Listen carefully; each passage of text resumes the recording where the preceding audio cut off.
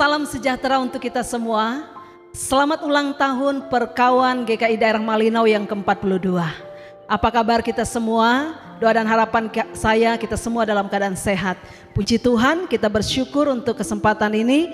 Kita boleh merayakan ulang tahun di SPPJ masing-masing yang walaupun secara sederhana namun tidak mengurangi rasa sukacita dan syukur kita kepada Tuhan karena Tuhan sudah memberkati kita sampai hari ini.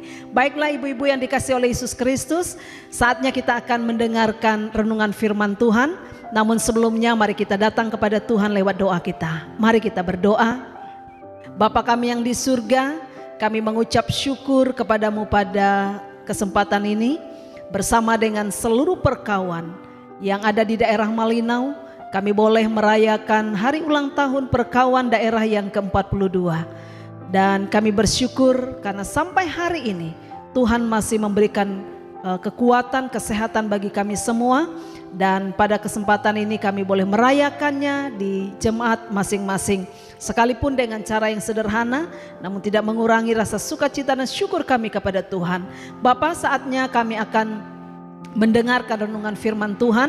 Berkatilah kami lewat renungan firman Tuhan pada saat ini. Di doa kami dalam nama Yesus kami berdoa dan mohon pertolongan-Mu dalam perenungan pada saat ini. Haleluya. Amin. Baiklah ibu-ibu yang dikasihi oleh Yesus Kristus, dalam rangka perayaan hari ulang tahun Perkawan yang ke-42 tahun ini, tema kita yaitu perempuan yang bertumbuh dan berdampak. Tema ini kita ambil dari visi Komisi Perkawan Daerah tahun 2021-2026. Dan yang menjadi ayat perenungan buat kita pada saat ini di dalam kitab Kisah Para Rasul pasal yang kedua ayat 41 sampai ayat yang ke-47. Kisah Para Rasul pasal 2 ayat 41 sampai 47. Inilah firman Tuhan tentang cara hidup jemaat yang pertama. Orang-orang yang menerima perkataannya itu memberi diri dibaptis, dan pada hari itu jumlah mereka bertambah kira-kira 3.000 jiwa. Mereka bertekun dalam pengajaran rasul-rasul dan dalam persekutuan, dan mereka selalu berkumpul untuk memecahkan roti dan berdoa. Maka ketakutanlah mereka semua, sedang rasul-rasul itu mengadakan banyak mujizat dan tanda. Dan semua orang yang telah menjadi percaya tetap bersatu, dan segala kepunyaan mereka adalah kepunyaan bersama.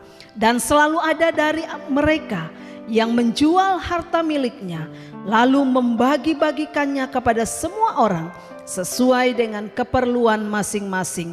Dengan bertekun dan dengan sehati mereka berkumpul tiap-tiap hari dalam bait Allah. Mereka memecahkan roti di rumah masing-masing secara bergilir dan makan bersama-sama dengan gembira dan dengan tulus hati sambil memuji Allah, dan mereka disukai semua orang. Dan tiap-tiap hari Tuhan menambah jumlah mereka dengan orang yang diselamatkan. Puji Tuhan. Ibu-ibu yang dikasihi oleh Yesus Kristus, sebagaimana yang menjadi tema kita pada perayaan HUT Perkawan kali ini, berbicara tentang perempuan yang bertumbuh dan berdampak. Dalam pembacaan kita digambarkan tentang gereja atau jemaat mula-mula yang dimulai di Yerusalem. Mereka memiliki cara hidup yang luar biasa. Cara hidup mereka itu berbeda dari hidup yang lainnya, sekalipun mereka berada di situasi yang sangat sulit dan penuh dengan tekanan. Namun dampak hidup mereka itu berpengaruh besar. Cara hidup mereka itu berbeda, sehingga dikatakan mereka disukai oleh semua orang. Sebagaimana dikatakan dalam ayat 47 bagian B, dikatakan bahwa mereka itu disukai oleh semua orang. Bahkan tiap-tiap hari jumlah mereka itu bertambah. Jemaat ini bertumbuh begitu pesat, baik secara kuantitas atau jumlah maupun secara kualitas. Mutu iman hidup mereka yang luar biasa. Ibu-ibu yang dikasihi oleh Yesus Kristus, menjadi perkawan yang bertumbuh dan berdampak seperti jemaat mula-mula tentu menjadi harapan dan kerinduan kita semua, bukan?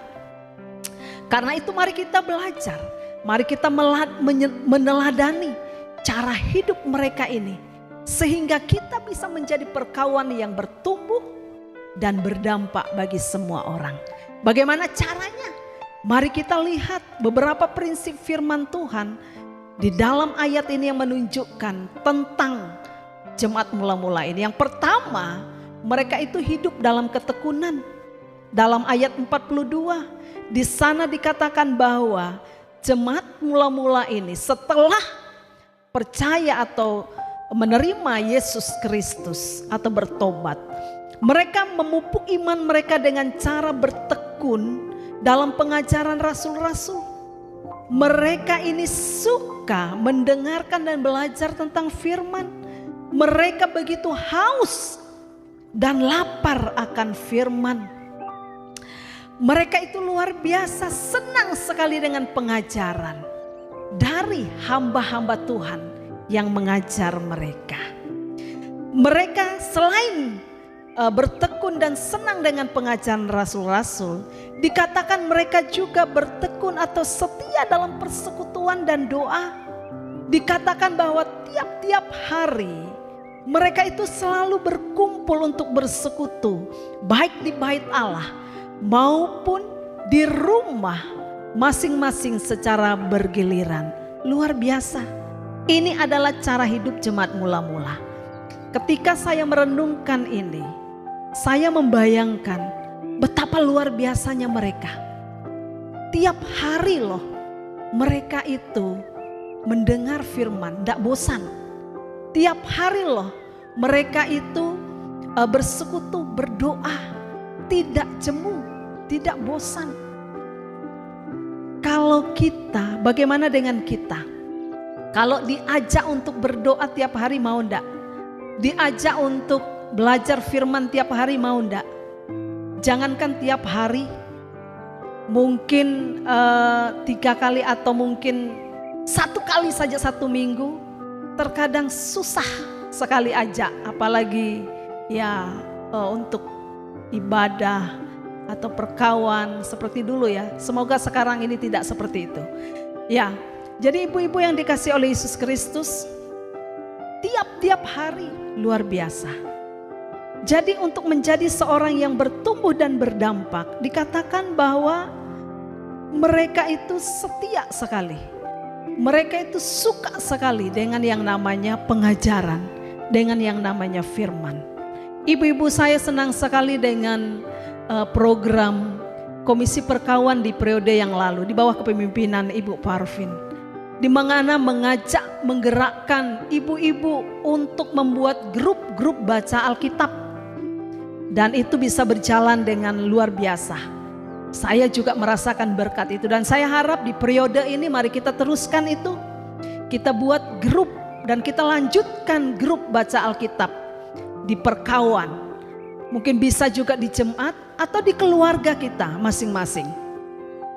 Ibu-ibu yang dikasihi oleh Yesus Kristus, kalau mungkin kita mungkin rasa sulit untuk ikut secara kelompok dengan perkawan atau jemaat, mari kita coba buat di keluarga. Ya, atau kalau kita sudah sukses di perkawan, di jemaat, mari kita buat di keluarga. Saya bersama dengan keluarga memang punya program untuk baca Alkitab itu setiap hari. Dulunya setiap hari itu 1 pasal. Dan sekarang kami buat lagi, tingkatkan lagi setiap hari itu 2 pasal. Nah, ditambah dengan anak-anak 1 pasal jadi 3 pasal 1 hari. Jadi luar biasa, kita memiliki waktu bersama untuk bisa diskusi, sharing dengan keluarga. Jadi karena itu mari ibu-ibu ajak keluargamu, ajak perkawan yang lain untuk baca Alkitab. Kalau kita sendiri-sendiri mungkin kadang malas, tapi kalau secara bersamaan itu memberikan kita semangat dan motivasi. Mari kita buat grup-grup baca Alkitab. Ibu-ibu yang dikasihi oleh Yesus Kristus, kita bisa melihat bagaimana jemaat ini begitu luar biasa bertumbuh karena mereka itu suka dengan firman. Karena itu mari dalam jemaat di SPPC kita masing-masing, supaya kita bisa bertumbuh, kita harus suka akan firman, suka akan doa. Milikilah persekutuan secara pribadi dengan Tuhan. Dengan demikian kita akan melihat luar biasa Tuhan bekerja dalam kehidupan kita. Itu yang pertama. Yang kedua, bagaimana caranya supaya kita bisa menjadi perkawan yang bertumbuh dan berdampak. Yang kedua adalah hiduplah dalam kesatuan. Dalam ayat 44 di sana dikatakan bahwa semua orang yang telah menjadi percaya itu tetap bersatu. Tetap bersatu artinya mereka itu selalu bersatu untuk segala hal. Mencapai sebuah program dan tujuan akan bisa terjadi apabila bersatu. Jemaat ini dikenal sebagai jemaat yang tangguh dan kokoh karena memiliki persatuan yang kuat. Segala tujuan bisa tercapai karena ada kesatuan. Mereka bersatu, mereka bersama menopang satu dengan yang lain. Jadi dalam persekutuan kita, apabila kita mau segala sesuatu itu bisa tercapai, maka kita harus bisa bersatu. Kita harus bisa bekerja sama satu dengan yang lain. Banyak program yang kita buat. Mungkin ada banyak sekali kegiatan yang mau kita kerjakan. Apabila tidak ada kesatuan, tidak ada kerjasama, maka itu tidak akan tercapai. Ibu-ibu, di SPPC masing-masing kita punya pengurus. Ada ketua, ada anggotanya. Kadang dalam event-event tertentu ada panitia-panitia yang dibentuk. Ada ketua, ada anggota-anggotanya. Hormati mereka, hargai mereka, dan berilah dirimu untuk bekerja sama dengan mereka. Sebuah tim akan menjadi kuat dan kokoh apabila ada kerjasama. Jadi semua tujuan itu bisa tercapai apabila bisa bekerja sama. Karena itu mari dukung pengurusmu, dukung panitia yang ada. Supaya semua kegiatan bisa tercapai. Itu hal yang kedua. Jadi ibu-ibu yang dikasihi oleh Yesus Kristus, tidak ada yang berat apabila kita bisa bekerja sama. Barat seperti peribahasa berkata berat sama dipikul, ringan sama dijinjing. Karena itu mari bersama-sama menopang semua program, baik di komisi, SPPC, masing-masing kita bekerja sama untuk menopang itu. Itu yang kedua. Yang ketiga, bagaimana bisa menjadi perkawan yang bertumbuh dan berdampak. Yang ketiga adalah hiduplah dalam kasih. Salah satu ciri khas hidup jemaat mula-mula adalah hidup dalam kemurahan hati dan kasih. Mereka tidak egois. Mereka itu saling mempedulikan satu dengan yang lain. Kesadaran untuk saling menolong itu lahir karena ada kasih yang besar dalam diri mereka. Dikatakan bahwa segala kepunyaan mereka jadi milik bersama. Bahkan selalu ada yang berkorban untuk menolong sesama mereka. Karena itu saudara kekasih, mari teladani hidup jemaat yang mula-mula dalam hal kasih mengasihi. Tidak pandang perbedaan, tapi murni ada kasih yang menolong, mendorong untuk berbuat bagi sesama. Karena itu saudara kekasih, mari kita bersama-sama saling merangkul satu dengan yang lain. Jangan buat perbedaan satu dengan yang lain. Jangan buat gap di dalam perkawan. Tetapi mari saling merangkul. Yang kuat menolong yang lemah. Mari kita saling menopang. Dengan demikian kita akan menjadi perkawan yang kuat dan tangguh. Karena itu perkawan yang dikasihi oleh Yesus Kristus dimanapun kita berada, menjadi perkawan yang bertumbuh dan berdampak. apabila kita mau memberi diri untuk dibentuk oleh Tuhan dan dilawat oleh Tuhan, maka kita akan menjadi perkawan yang tangguh. Karena itu, mari kita bersama-sama hidup dalam ketekunan, kesatuan, dan kasih. Niscaya hidup kita akan memberi dampak yang positif, baik bagi keluarga, gereja, dan bangsa. Kiranya Tuhan memberkati kita, hiduplah berdampak bagi semua orang. Melalui hidupmu, Tuhan dipermuliakan. Kita semua diberkati. Mari kita berdoa. Terima kasih Tuhan, kami mengucap syukur untuk kasih dan anugerah-Mu. Kami boleh merenungkan firman-Mu yang mengajarkan, mengingatkan kami agar kami menjadi perempuan yang bertumbuh dan berdampak. Dan kami rindu Tuhan, Kau pakai hidup kami untuk menjadi berkat bagi semua orang. Tuhan, kami mau hidup dalam kesetiaan, ketekunan, hidup dalam kesatuan dan kasih. Pakailah hidup kami selagi ada kesempatan, sehingga kami bisa menjadi berkat bagi semua orang. Terpujilah nama-Mu Tuhan, berkatilah semua perkawan dimanapun mereka berada.